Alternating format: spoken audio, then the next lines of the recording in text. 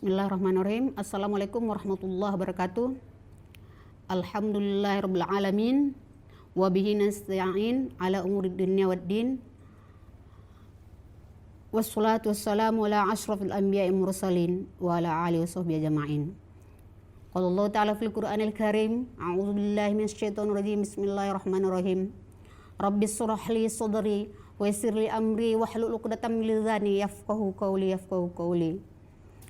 Syukran ya Allah a'tana sihhati wal afiyat fi hasil yaum bi barnamij syahrul ramadan syahrul mubarak wasani lanan salawat ila Nabi Muhammad sallallahu alaihi wasallam wa narghabu syafaatu ilal masar wa sanajibu naskuru Allahumma sholli ala sayyidina Muhammad wa ala ali sayyidina Muhammad.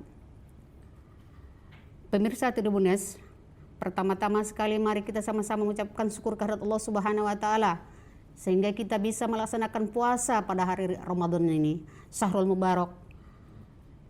Wasani, dan yang kedua, kita mengucapkan sholawat kepada Nabi Muhammad SAW yang kita mengharapkan syafaat yang besar.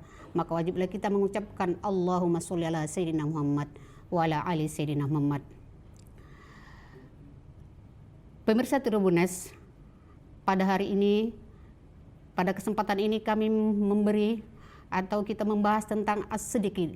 Siddiq adalah kebenaran, yaitu kebenaran itu yang bisa kita lakukan atau praktek kita setiap hari, baik sebagai muazzab hukumah, mau tujar, atau sebagai rois jamhuriyah atau rois jamiah. Artinya, selaku kita sebagai orang PNS atau rakyat biasa atau pedagang atau pebisnis, ataupun seorang pimpinan, baik pimpinan di instansi ataupun pimpinan dari negara, wajib as-siddiq. Sebagaimana perkataan Rasulullah dalam Al-Quran mengatakan, A'udzubillahi minasyaitonirrajim, Bismillahirrahmanirrahim. Ya ayyuhalladzina amanu taqullaha wa kunu ma'as-shodiqin. Di dalam kitab Ibnu Jabir At-Tabari mengatakan, hai orang-orang yang beriman dan orang-orang yang bertakwa, kamu suatu saat akan berserta orang yang siddiq, orang yang benar. Di dalam tafsir itu mengatakan siapa dengan siapa berserta siapa, yaitu orang yang beriman dan bertakwa dan orang yang jujur berserta Nabi Muhammad SAW. Tribunnews yang terhormat, sebagaimana kita lihat kisah pada masa Rasulullah SAW, karena Rasulullah itu adalah contoh tauladan bagi kita, baik selaku pimpinan negara ataupun selaku pimpinan jamiah ataupun selaku rakyat biasa atau selaku pebisnis. Di mana di masa Rasulullah ada kisah satu sahabat yang bernama Abu Dujanah.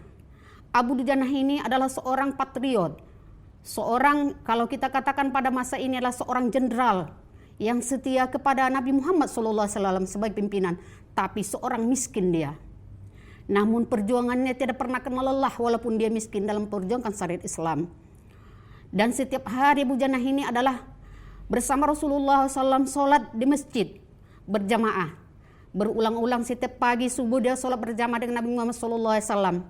Kemudian Rasulullah SAW memperhatikan setiap hari Abu Dujanah ini setelah pulang sholat, setelah sholat dia langsung pulang.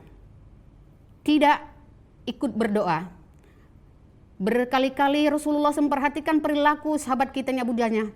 Kemudian Rasulullah bertanya, ya Abu Dujanah, kenapa kamu pulang duluan? Tidakkah kamu mengharap permintaan kepada Allah atau selesai berbareng dengan aku berdoa?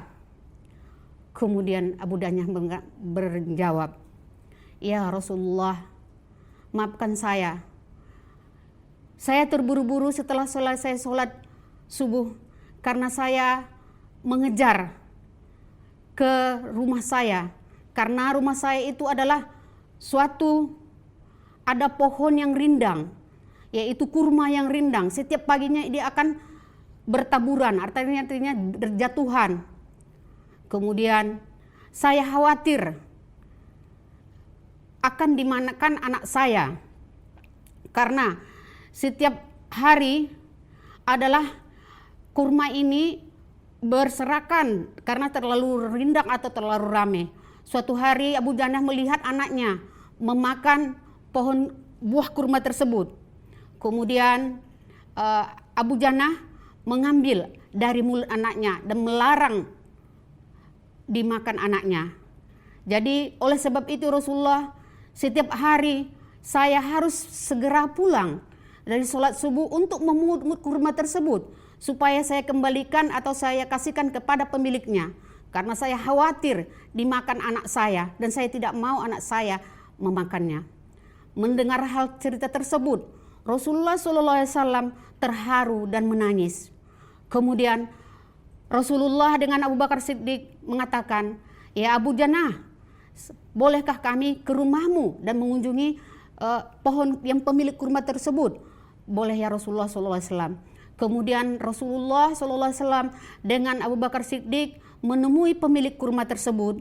Kemudian Abu Bakar Siddiq membeli pohon kurma tersebut dengan seharga yang tertinggi-tingginya atau seharga yang mahal-mahalnya supaya dimiliki oleh Abu Jannah. Dengar kisah tersebut, maka Abu Jannah berterima kasih dan bersujud syukur.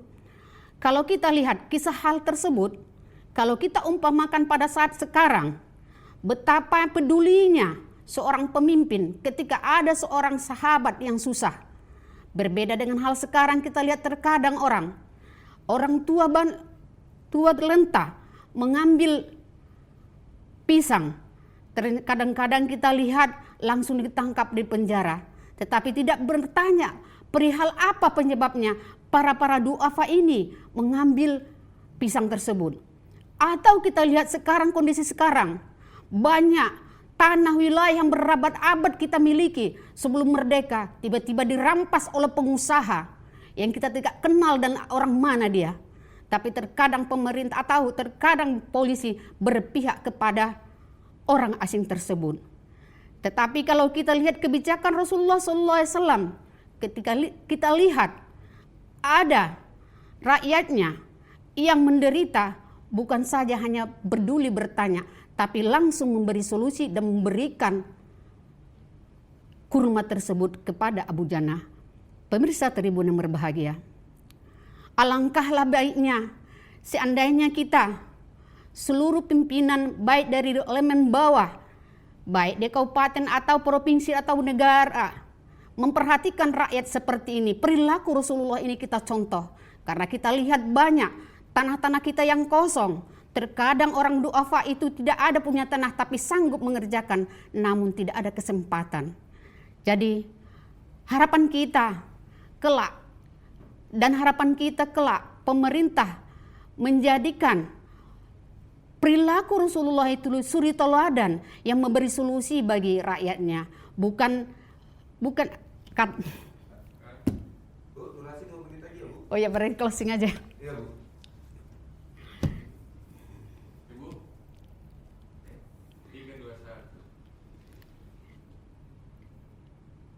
Pemirsa Tribun yang terhormat, dari kisah Abu Jannah itu tersebut, kita bisa ambil kesimpulan. Yang pertama, kejujuran seorang prajurit, atau katakan sekarang kejujuran prajurit jenderal yang miskin pada saat itu. Dan kasih sayang kepada anaknya, sehingga jangan anaknya memakan, jangankan yang sebuat apalagi yang haram, dia melindunginya. Dan dia tetap berjuang demi negara atau demi agama. Dua hal tersebut harus kita perilaku kita dipraktekkan dalam kehidupan sehari-hari, baik seorang pemimpin ataupun tidak seorang pemimpin. Yang kedua, kepedulian seorang pemimpin kepada rakyatnya yang dalam kesusahan langsung turun tangan dan mempraktekkan langsung. Dengan kasih sayang dia memberikan terus terang langsung kurma tersebut. Dan alangkah indahnya kalau pimpinan kita sekarang terhadap orang-orang yang susah, memberi kesempatan dan memberi modal langsung kepada orang duafa tersebut. Perihal yang kedua dan yang ketiga, itulah kepedulian pemerintah kepada rakyatnya. Keempat, dari kisah itu kita ambil adalah sifat qanaah. Walaupun dia seorang jenderal, walaupun seorang pemimpin, tidaklah dia rakus untuk menguasai dan rakus untuk mendapatkan kekayaan tersebut. Pemirsa Tribun, marilah kita sama-sama bersikap jujur yang nanti kita praktekkan dan bersikap qanaah dan melindungi anak-anak kita dari memakan harta yang sebuat apalagi yang haram. Kemudian selaku pribadi atau seorang pemimpin perlu kepedulian dengan lingkungan sekitarnya sehingga kita memberi solusi dan bermanfaat bagi rakyat. Wallahu muwaffiq ila muwaffiq thoriq. Wassalamualaikum warahmatullahi wabarakatuh.